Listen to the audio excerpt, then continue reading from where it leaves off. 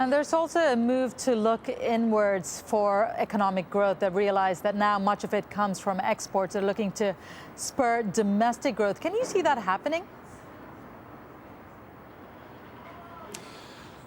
It's easy to increase domestic demand by simply increasing investment. And the problem, though, is that for many years, investment levels have been so high that many of us, especially me, are worried that much of this investment is not economically viable and is simply going to result in a buildup of debt. And I think there's a growing consensus within policymaking circles that this indeed is the case. So that avenue for increasing domestic demand is pretty constrained. They'll keep using it, but they don't want to because we're wasting a huge amount of money. The golden way to increase domestic demand once more boils down to increasing household consumption. But to increase household consumption, you pretty much have to abandon the whole growth model that was so successful for the last 10 to 20 years, which is why it's so difficult. So I'm skeptical. I think it's going to be hard to increase domestic demand in the next 3 to 4 years, except the wrong way, by boosting investment. Michael Pettis, as always, good to speak to you. Thank you very much for your analysis. We'll recap the latest from Libya after the break, plus lessons in revolt 5 years after Nepal's civil war, why peace has brought so little progress. Also, not quite as fast as a speeding bullet, but quick enough. Japan rolls out the latest version of its most famous train. That's next.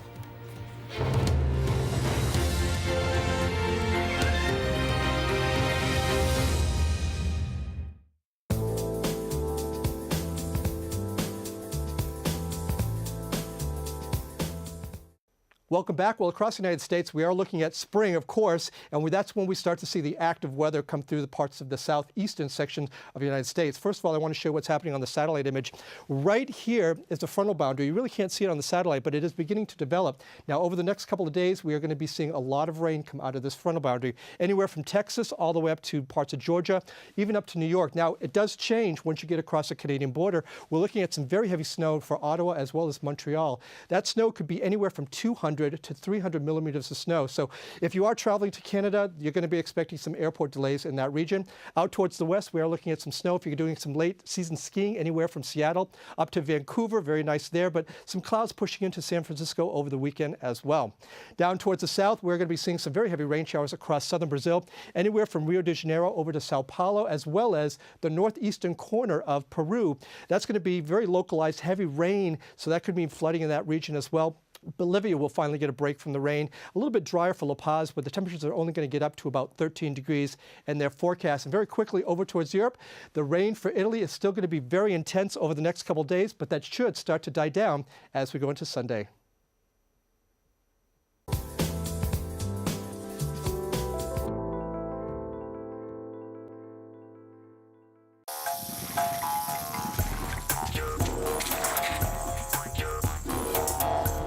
Information travels in many ways. Opinions constantly formed. Knowledge passes in an instant. If you want to communicate with those shaping the headlines, this is your chance to ask questions directly to the people making the news. Riz Khan, at this time on Al Jazeera.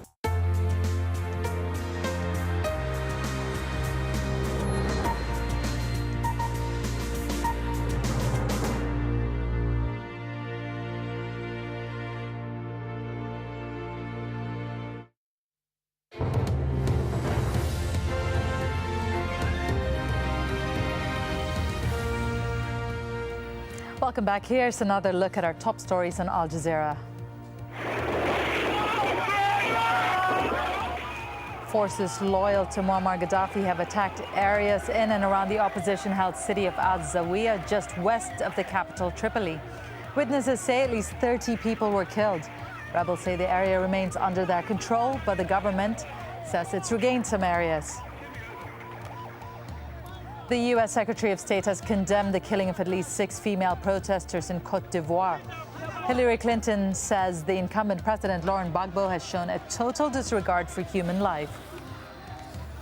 And China's Premier Wen Jiabao has pledged to clamp down on inflation and raise income levels. When told the National People's Congress in Beijing the measures are necessary to maintain social stability. Well, more from Libya now, and according to the UN Refugee Agency, only a few thousand migrants crossed into Tunisia over the past 48 hours. Compare that to 10 to 15,000 in previous days. It's raised fears that pro-Gaddafi forces are stopping people from escaping the violence. Bernard Smith reports. Thousands of Bangladeshis are the latest in a stream of refugees to make it across the border from Libya into Tunisia. Waiting for them, a tent camp that can house up to 20,000 people. It's already full. But aid from Europe and the United States is arriving, and the process of moving these people home is picking up. Britain, France and the US are providing aircraft to help the evacuation. The UN says that the number of refugees crossing into Tunisia has actually dropped significantly because the border there is now manned by heavily armed pro-Gaddafi forces. So almost all of Libya's neighbours could end up dealing with fleeing workers. Some have now fled through Algeria, further down Libya's western frontier. And up to 100,000 people may try to cross into Niger in the coming months. That's according to the UN.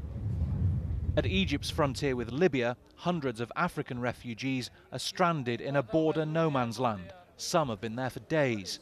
Here, the Egyptian authorities have tightened security, fearing that mercenaries hired by Gaddafi may try to flee to Egypt. Bernard Smith, AlJazeera.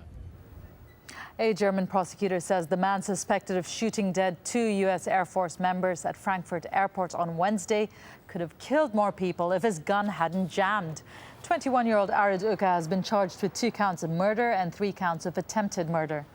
The prosecutor says his gun jammed with 6 bullets still inside the magazine. 3 young sisters have been killed in Peru when their home was buried under a torrent of rocks and mud. Heavy rains flooded a ravine in the northern town of Moyobamba, triggering the landslide. The children's parents were saved. 3 other people died in the town and several others are missing. And a week after mudslides in the Bolivian capital La Paz, victims remain in makeshift accommodation. At least 50 people died when their homes were flooded. Thousands were forced to flee as buildings collapsed across 7 districts. Nepal's Maoist party has agreed to join a coalition government ending a month-long deadlock. And on Friday, Prime Minister Jalanath Khanal appointed 4 Maoists to his cabinet. Now, Nepal is still struggling to recover from a decade-long civil war between the Maoists and the state that ended only 5 years ago. Subina Shrestha reports from Kathmandu.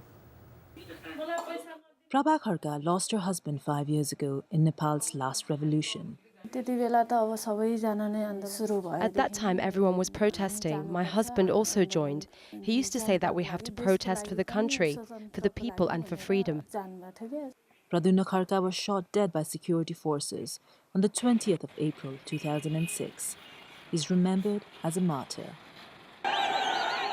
After 10 years of civil war with Maoist rebels and governed by an unpopular autocratic monarch, people were angry. Opposition leaders promised to bring peace and address the country's problems. The state retaliated with violence. This was the intersection where Pradyumna was shot.